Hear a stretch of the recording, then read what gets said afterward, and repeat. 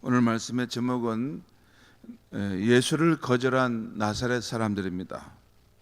예수를 거절한 나사렛 사람들이라는 제목이고, 그들의 삶을 통해서 우리가 얻게 되는 영적 교훈은 무엇인가 하는 말씀을 오늘 보겠습니다. 오늘 아침 말씀에는 먼저 예수님께서 자신이 어렸을 때 자라난 고향 나사렛을 방문하여 사역하시는데, 고향 사람들이 예수님을 배척하는 상황이 나옵니다. 1절과 2절 말씀을 제가 읽겠습니다. 예수께서 거기를 떠나서 고향으로 가시니 제자들도 따르니라. 안식일이 되어 회당에서 가르치시니 늘 하시던 대로 안식일에 회당에 가서 가르치셨다는 것입니다. 많은 사람들이 듣고 놀라 이르되 이 사람이 어디서 이런 것을 얻었느냐? 이 사람이 받은 지혜와 그 손으로 이루어진 이런 권능이 어찌 됨이냐? 여기에 예수님 말씀을 듣고 놀란 많은 사람이 나오는데 고향 사람들이죠.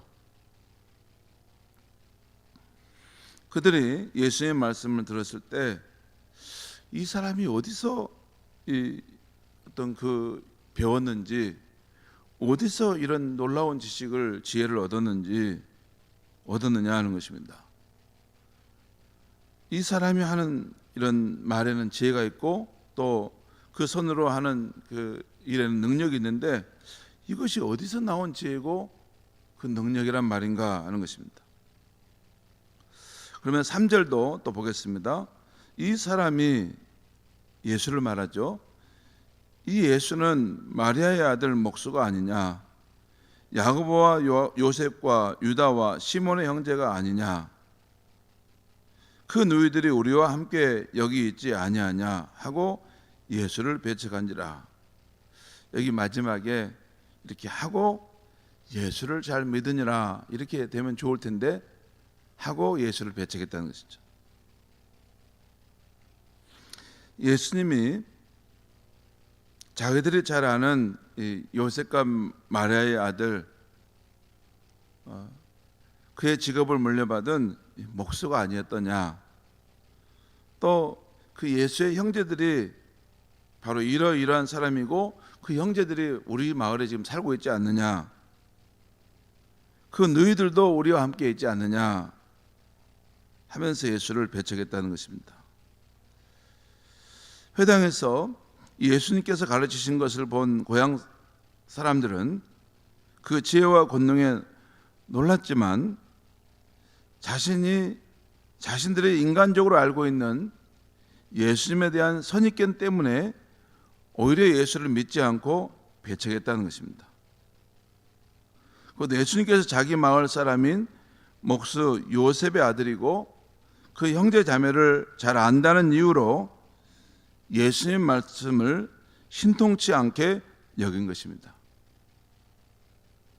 어렸을 때 소년 가장이던 예수, 목수 일을 하던 인간적인 예수 모습을 익히 알고 있는 것이 구원자 예수님을 믿는 신앙에 오히려 방해가 되었다는 것입니다. 그러니까 예수를 인간적으로 친밀히 알고 있는 것이 오히려 구원자 예수를 믿는데 방해됐다는 것이죠. 그렇지 않겠습니까?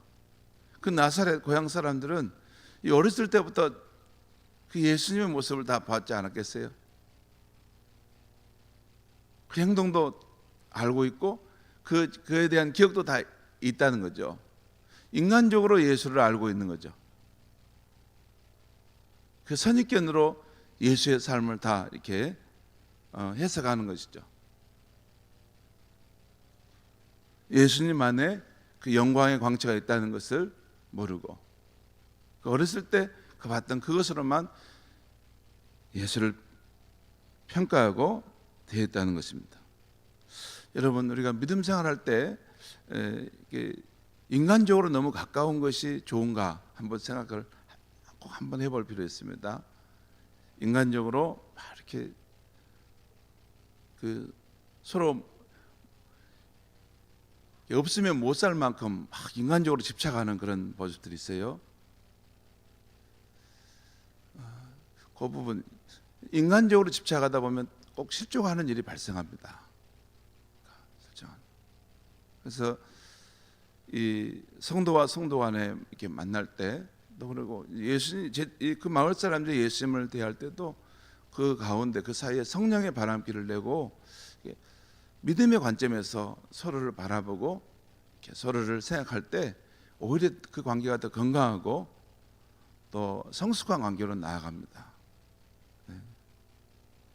우리 참 이 오늘 그 고향 사람들이 예수를 누구보다도 익숙히 알고 있었어요. 진짜 잘 알고 있겠죠. 그 살았던 모습, 그 숟가락까지 다 알고 있고, 그 집에 밥상에 올라진 그런 것들을 다 알고 있을 거 아닙니까? 그런데 그 인간적으로 아는 그 예수의 모습이 오히려 구원자 예수님을 믿는 신앙에 방해가 되었다는 것입니다. 그 다음 4절과 6절 말씀 보겠습니다. 예수께서 그들에게 이르시되 선지자가 자기 고향과 자기 친척과 자기 집 외에는 존경을 받지 못함이 없느니라 하시며, 이 말씀은 이렇게 부정어로 표현되는데 긍정어로 고쳐놓으면 이렇게 말씀한 거예요.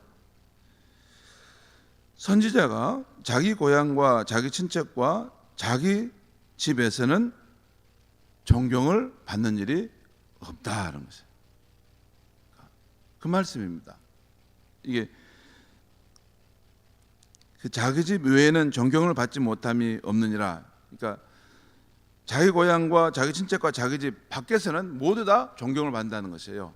그 대신 반대로 자기를 익숙해 하는 사람들의 속에서는 오히려 존경을 받지 못하고 때로는 배척을 받고 또 거절을 받는다는 것입니다. 실제 여러분 구약의 선지자들, 그 에스겔, 예레미야 선지자들이 우리 그 마을 사람들에게는 더 배척을 받는 경우들이 많았죠. 5절 말씀 이렇게 보겠습니다. 거기서는 어디입니까? 그 고향 마을에서는 아무 권능도 행하실 수 없어 다만 소수의 병자에게 안수하여 고치실 뿐이셨고 그들이 믿지 않음을 이상히 여기셨더라. 그러니까 그 나사렛에는 예수님조차도 권능을 행하실 수 없어서 고치긴 고치셨어요. 근데 소수의 병자들에게만 안수하여 고쳤다는 것입니다. 여러분 치유사역을 하는 그런 경험들이 제게 있는데 치유사역자들이 이렇게 사역을 할 때 그 치유사역자의 믿음도 중요하지만 기도를 받는 사람의 수용하는 사람의 믿음도 중요해요. 이 기도를 받는 사람이 믿음이 없는데 그래서 수용할 마음이 없는데 기도를 한다고 해서 낫지 않는 것입니다. 기도를 하는 사람도 하나님에 대한 믿음이 있어야 되지만 기도를 받는 사람도 그 믿음을 가지고 받을 때 그 역사한다는 거예요. 근데 예수님에게는 그런 능력이 있고 얼마든지 그런 성령의 역사를 나타낼 수 있지만 그것을 받아들이는 고향 사람들에게는 그런 믿음이 없은 거죠. 저 사람 우리가 다 아는 사람인데 저 사람이 뭘 하겠어? 이렇게 생각하고 있으니 그들 가운데 어떤 예수님의 구원의 역사가 나타날 수 없는 것이죠. 그런데 참 재밌는 것은 6절에 여러분 그들이 믿지 않음을 이상히 여기셨더라. 여기 그들이 믿지 않음을 이상히 여기셨다 할 때 주어는 누굽니까? 누가 이상히 여기셨다 했어요? 주어가 누굴까요? 그들이 믿지 않음을 이상히 여기셨다. 예수님입니다. 예수님. 그러니까 예수님조차도 하나님의 아들이신 예수님조차도 자기 고향 사람들이 이렇게까지 믿지 않을 수 있을까? 그것을 이상하게 여겼다는 거예요. 이게 예수님에 대한 기록이죠. 그러니까 사람을 익숙하게 아는 것이 꼭 좋은 것이냐라는 것이에요. 믿음의 관점으로 이렇게 서로를 볼 수 있는 것이 오히려 구원의 역사를 위해서 더 좋다는 것이죠. 그들의 믿지 않음을 이상히 여기셨다. 예수님조차도 이상히 여기셨다는 거죠. 오늘 고향 사람들이 예수님께 나온 모습에는 앞장에서 딸을 고치기 위해서 예수님께 나왔던 회당장 야이로나 자기의 혈류병을 고쳐가지고 나왔던 그 여인에게 있었던 절실한 모습이 없는 것을 봅니다. 그래서 예수님을 자신의 삶에 연결해서 대하기보다는 저 멀리 관찰하듯이 대하고 또 자신의 선입견을 따라 예수님을 대함으로 많은 능력을 가진 예수님조차도 그들을 위해 아무 능력도 아무 도움도 줄 수 없었다는 것입니다. 한마디로 그 성전에 나왔지만 그냥 왔다가 아무런 변화가 없이 그냥 돌아갔다는 것이죠.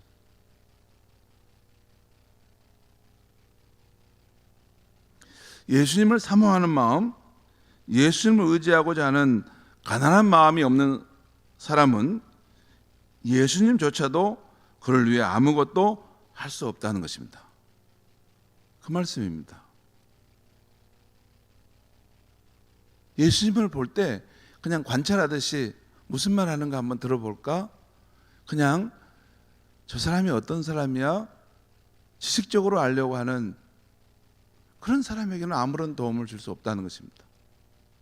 참으로 예수님을 나의 구원자로 내가 정말 사모함으로 저를 통해 은혜를 입어야 되겠다 하는 그 가난한 마음이 있을 때 예수님도 그를 도와줄 수 있다는 것입니다. 그렇지 않습니까? 아무리 부흥회가 뜨겁게 일어나고 있어도 여러분 그걸 관망하듯이 이렇게 가만히 보고 있는 사람도 있죠. 예수님과 함께 또 예수님 앞에 있는 사람이 그 사모하는 마음, 가난한 마음이 중요하다는 것입니다. 그 다음은 예수님께서 12제자를 부르사 2사람씩 파송하여 하나님 나라 복음을 전파하게 하시는 내용입니다. 7절부터 9절까지 말씀 제가 읽겠습니다. 12제자를 부르사 둘씩 보내시며 더러운 귀신을 제어하시는 권능을 주시고, 더러운 귀신을 제어하는 권능을 주셨다는 것은 하나님께서 그들과 함께 하신다는 증거를 갖게 하시고 보내셨다는 거예요. 명하시되 여행을 위하여 지팡이 외에는 양식이나 배낭이나 전대의 돈이나 아무것도 가지지 말며 신만 신고 두 벌 옷도 입지 말라 하시고, 여기 보면 여행을 위해서 양식이나 배낭과 돈을 가지지 말라, 두 벌 옷도 입지 말라, 그렇게 하고 너희들은 가서 주의 나라를 전하라 하신 거죠. 이것은 주를 위해서 일할 때 하나님께서 예비하셔서 공급하여 주신다는 것입니다. 하나님의 일을 하는 사람은 반드시 기억해야 합니다. 이렇게 세상적으로 그렇게 계산해 가지고 그것을 이렇게 하는 것이 아니라 이 일이 하나님이 원하시는 일인가, 이것이 하나님 나라를 위하여 대의명분에 맞는가, 그것을 설정하고 그것을 향해 나아가면 재원은 하나님께서 다 채우시는 것입니다. 바꾸면 그 생각이 미치지 못하기 때문에 어려움이 있어요. 교회 재정이라는 것은 그렇습니다. 정말 살아계신 하나님이 계시다는 것을 우리가 믿는다면 그 일이 하나님이 기뻐하시는가, 정말 우리 교회가 해야 될 일로 하나님이 원하시는 것인가 하는 그 일을 명분을 정확하게 찾는 것이 중요하고, 그렇게 되기만 하면 제가 믿는 신앙으로는 하나님은 어떠한 방법이든지 그 자원을 공급하실 수 있는 것입니다. 그렇지 않으면 하나님이 아니시죠.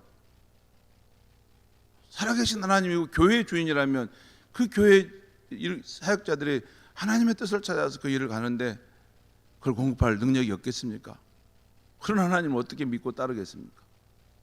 중요한 것은 돈이 있냐 없냐가 중요한 것이 아니라 그 일이 그 공동체가 그 공동체를 통해서 하나님이 하시고자 하시는 그런 꿈과 비전을 품고 있는 그 일을 지금 준비하느냐 하는 것입니다. 그것이 교회 지도자들이 기도하면서 꼭 찾아야 될 중요한 지점인 것입니다. 그 말씀이에요. 주를 위해서 일할 때 얼마든지 하나님은 너희들의 필요를 채우실 테니까 걱정하지 말고 주를 위해서만 달려가라는 것입니다. 그리고 예수님 말씀은 어디를 가든지 너희를 영접해 주는 사람의 도움을 받아 사역하라. 그리고 너희를 영접하지 아니하고 너희 말을 듣지 않는 사람을 만나거든 그 집을 나올 때 내 발 아래 먼지를 떨어버려 증거를 삼으라 라고 말씀하십니다. 무슨 증거를 삼으라는 뜻일까요? 왜 너희를 영접하지도 않고 너희 말이 뭐겠어요?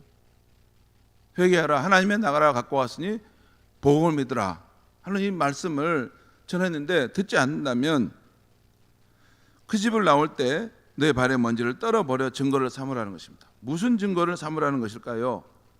제자들이 전한 하나님 나라 복음을 거절함으로 당할 결과에 대한 책임이 제자들이 너에게 없고 그 사람에게 있는 것을 증거로 나타내라 그 말입니다. 그리고 오늘 마지막 절은 이렇게 제자들이 파송을 받아 마을로 다니면서 회개하라, 하나님의 나라가 가까웠으니 복음을 믿으라 전파하고 많은 귀신을 쫓아내며 많은 병자들을 고치셨다고 기록하고 있습니다. 성도 여러분, 오늘 아침 말씀에서 우리가 얻게 되는 영적 교훈은 무엇입니까? 예수님의 구원하는 능력은 절실함이 있을 때, 심령의 가난함이 있을 때 나타나는 것입니다. 그 말이에요. 그런데 고향 사람들은 그런 마음이 없었을 뿐만 아니라 예수님을 자신들에게 익숙한 인간적인 모습으로 되어 있다는 것입니다. 육체로 예수를 알고 되어 있다는 것이에요. 아마 아픈 딸을 고치러 나온 야이로나 12년을 혈중으로 고생하며 낳고자 했던 그 여인과 같은 간절한 마음으로 나온 사람들은 그 마을 사람들일지라도 치유와 기도 응답을 받았을 것입니다. 오늘 본문에 나오잖아요. 그 몇 사람은 그 예수님의 그런 예수를 통해서 고침을 받았다는 표현이 나오잖아요.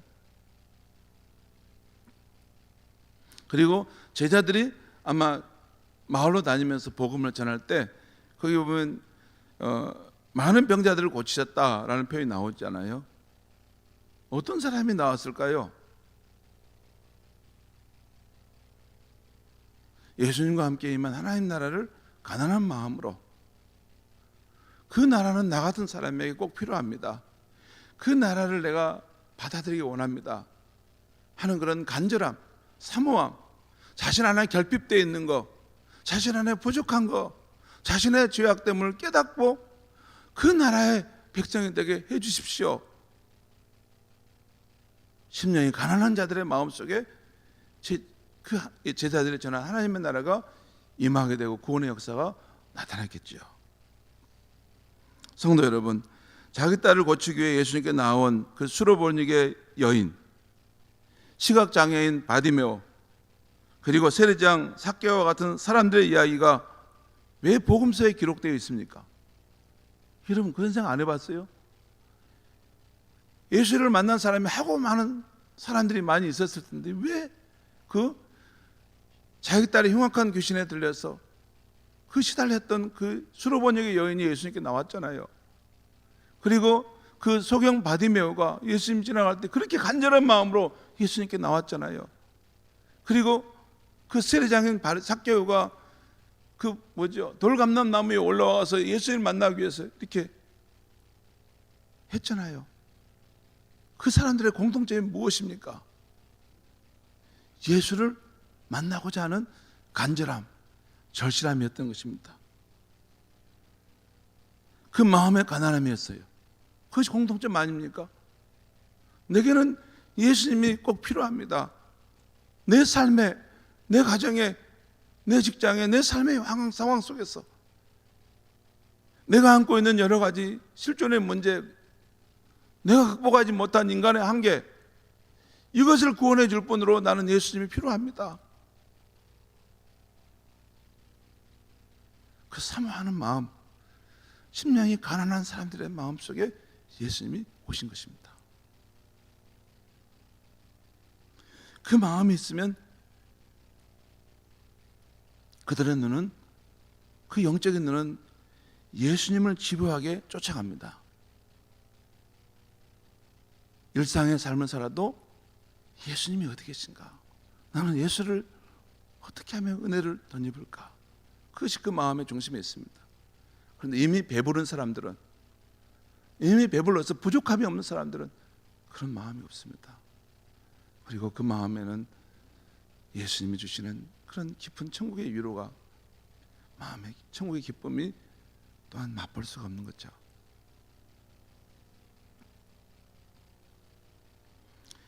우리 주님도 사모하는 그들의 믿음을 보시고 그 소원을 들어주신 것입니다.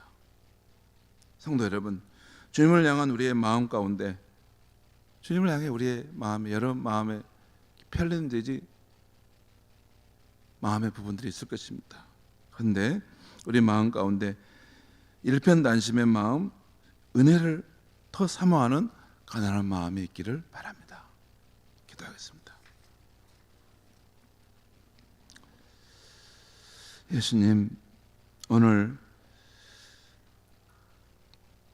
고향 사람들이 예수님을 거절한 이야기를 보게 됩니다. 그들은 예수님을 의지하고 찾고자 하는 이런 절실함도 없었고, 또 자신이 아는 인간적인 예수에 대한 그런 생각으로, 선입견으로 예수를 대함으로 예수께서 만복의 근원이 되시고 그들이 찾고 구하는 인생의 소중한 것들을 다 주실 수 있음에도 그들은 아무것도 얻지 못하고 예수를 보낸 것을 봅니다. 예수님, 우리는 예수님이 필요합니다. 예수님이 우리 안에 더 은혜를 베풀어 주시길 원합니다. 오늘 이 아침에도 성령으로, 말씀으로 우리 가운데 임하셔서 특별히 사모하는 마음, 가난한 마음, 애통하는 마음, 예수님의 능력과 그 은혜를 힘입지 않고는 살아갈 수 없는 삶의 현장에 있는 우리 성도들에게 꼭 임하셔서 주님의 그 능력과 위로와 기도 응답의 역사를 나타내 주시옵소서. 하나님의 나라가 그들의 삶 속에 광채처럼, 영광의 광채처럼 임함으로 주의 기쁨과 사랑이 넘치는 이 아침이 되게 하여 주시옵소서. 예수님의 이름으로 기도하옵나이다. 아멘.